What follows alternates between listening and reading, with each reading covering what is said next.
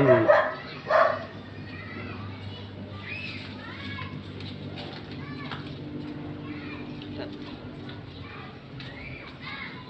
guys, aakatin ko yung avocado. Ililipat ko ng tanim.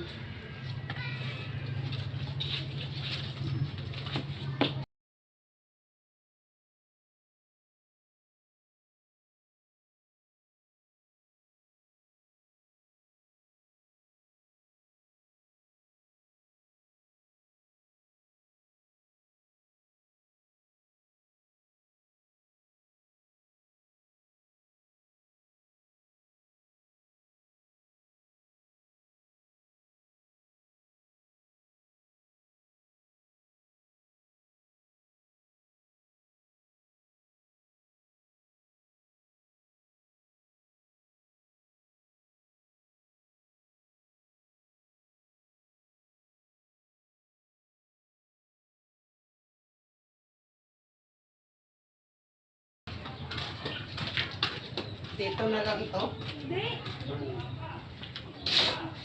Kaso baka anuhin to ni Nakroni. Kaya nga doon ko, dito ko nilagay.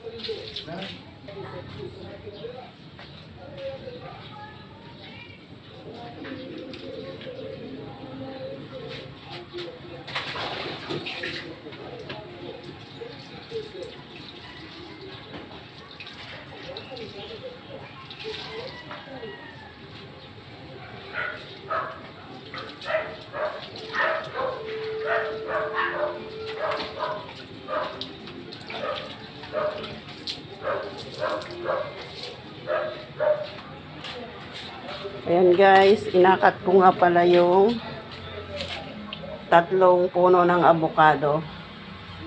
Binabala ko kasing dalhin yan sa Tagaytay, doon ko itatanim. Ang sarap kasi ng lasa ng bunga niyan. Kaya pinilit ko talaga yan buhayin.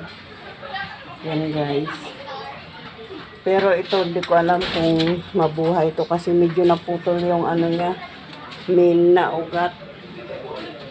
Yan guys. Tingnan natin kung mag-success yung ating inakat.